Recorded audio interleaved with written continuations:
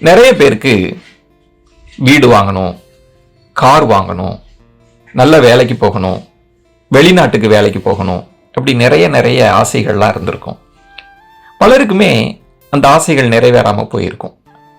அதுக்கு என்ன காரணம் அப்படின்னு யோசிச்சிருக்கிறீங்களா? ஒரு சின்ன மாற்றம் செஞ்சிருந்தா ஒருவேளை அந்த கனவுகள் எல்லாம் கைகூடி இருக்கும். அதை பற்றி தான் நான் உங்கள்கிட்ட பேச போகிறேன். இது விஜயன் மோட்டிவேஷன். இந்த வீடியோக்குள்ள போறதுக்கு முன்னாடி ஒரு சின்ன விஷயம். எண்ணங்களின் அபாரமான சக்திகள் குறித்து உங்களுக்கு நம்பிக்கை இருக்கா? உங்கள் எண்ணங்களின் மூலம் உங்களோட வாழ்க்கையை மாற்றி அமைக்க முடியும் அப்படின்றத நீங்க நம்புறீங்களா? நீங்க என்ன நினைக்கிறீங்களோ அதற்கு ஒத்த விஷயங்களை பிரபஞ்சம் உங்களுக்கு கொண்டு வந்து கொடுக்கும் அப்படின்றத நீங்க நம்புறீங்களா? பிரபஞ்ச ரகசியத்தை பற்றி தெரிஞ்சுக்க நீங்க ஆவலா இருக்கிறீங்களா? இதெல்லாம் இருந்தா, இந்த நம்பிக்கைகள் எல்லாம் இருந்தா இந்த வீடியோவை நீங்க தொடர்ந்து பாருங்க. நம்பிக்கை இல்லாதவர்கள் நீங்க ஸ்கிப் பண்ணிக்கலாம். நம்ம வீடியோக்குள்ள போலாமா? எல்லாருக்குமே ஒரு கேள்வி இருக்கும். ஏன் நம்ம கனவுகள் கைகூடலை, நம்ம ஆசைகள் நிறைவேறல, நம்ம ஆசைப்பட்டோம், நம்ம கனவு கண்டோம், ஏன் அது நடக்கலை அப்படின்னு ஒரு வருத்தம் கூட இருக்கலாம். அதுக்கு என்ன காரணம் தெரியுங்களா? உங்களுடைய எண்ணங்களை நீங்க சரியா அமைச்சுக்காதது தான். உங்களுடைய கனவு காணும் வழிமுறையில சில மாற்றங்களை நீங்க ஏற்படுத்திக்காதது தான். அதை பத்தி தான் நம்ம பேச போறோம். உதாரணத்துக்கு, ஒரு வீடு வாங்கணும் அப்படின்னு பலருக்குமே ஆசைகள் இருந்திருக்கலாம். அப்படி ஒரு கனவு வந்திருக்கலாம். உடனடியா நம்முடைய எண்ணங்கள் எப்படி அமைஞ்சிருக்கும் தெரியுங்களா? ஒரு வீடு வாங்கணும்னு நம்ம ஆசைப்படுறோம். அப்ப என்ன நம்ம பேசுவோம், யோசிப்போம்? வீடு வாங்குறதுக்கு நமக்கு பணம் கிடைக்குமா, கிடைக்காதா? லோன் வருமா, வராதா? நம்மளால அந்த லோனை கட்ட முடியுமா, கட்ட முடியாதா? நம்முடைய வேலை நிரந்தரமா இருக்குமா, இருக்காதா? இன்னும் சிலர் ஒருவேளை நம்ம வீடு ஜப்திக்கு போகுமா, போகாதா, அந்த அளவுக்கு யோசிச்சிருப்பாங்க. இங்கதான் பிரச்சனை இருக்கு.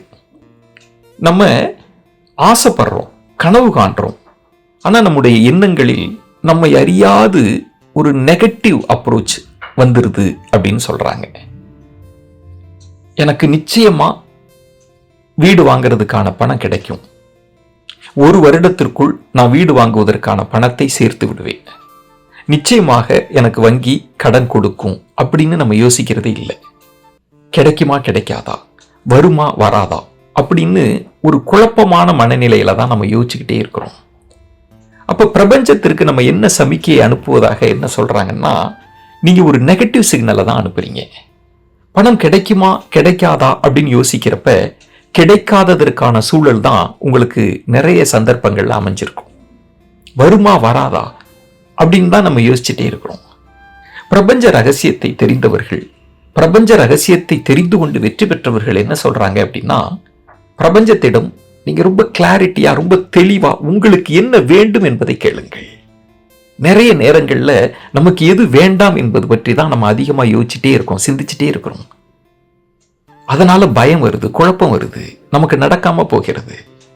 எனக்கு இது வேண்டும் அப்படின்னு ரொம்ப கிளாரிட்டியா, ரொம்ப தெளிவா, திட்டமிடலோடு பிரபஞ்சத்திடம் கேளுங்கள். அப்படி என்ன ஓட்டத்தை அமைச்சுக்குங்க அப்படின்னு சொல்றாங்க. நான் உதாரணத்துக்கு சொல்றேன். எனக்கு 1 வருடத்திற்குள் வீடு வாங்குவதற்கான பணம் கிடைத்து விடும், அல்லது 2 வருஷத்துக்குள்ள கிடைச்சிரும், திடமாக நம்புங்கள். நான் ஒரு 10 வருடத்திற்குள் வாங்கிய கடனை நான் திருப்பி செலுத்தி விடுவேன், ரொம்ப தெளிவாக அப்படி என்ன தொடங்குங்கள். அதை பிரபஞ்சத்திற்கு அனுப்புங்கள். அந்த செய்தியை தான் அனுப்பணும். இன்னும் ஒருபடி மேலே போய் சொல்றேன். இதெல்லாம் ப்ராசஸ். நீங்க பணம் வாங்குறது, திருப்பி கட்டுறது, இதை பத்தியெல்லாம் யோசிக்கணும், திட்டமிடணும். அது ரொம்ப பாசிட்டிவா நீங்க யோசிங்க. அதுதான் நான் சொல்ல வர்றது. இதையெல்லாம் தாண்டி உங்கள் மனக்கண்ணில் நான் விரும்பிய ஒரு வீட்டிற்குள் நான் குடி புகுந்துட்டேன், நான் வாங்கிட்டேன். நீங்க வாங்கிய வீடு அந்த மனக்கண்ணில் வந்துட்டே இருக்கணும். உங்க ஆழ் மனதில் நீங்க குடிபோகிற வீடை நீங்க திரும்ப திரும்ப பார்த்துட்டே இருங்க அப்படின்றாங்க.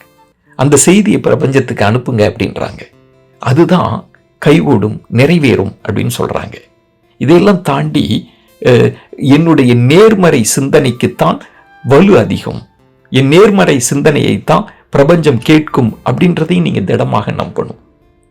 எதிர்மறையா ஒருபோதும் யோசிக்காதீங்க. இப்படி யோசிப்பதினால்தான் நம்முடைய கனவுகள் கைகூடாமல் போய்விட்டது அப்படின்னு சொல்றாங்க.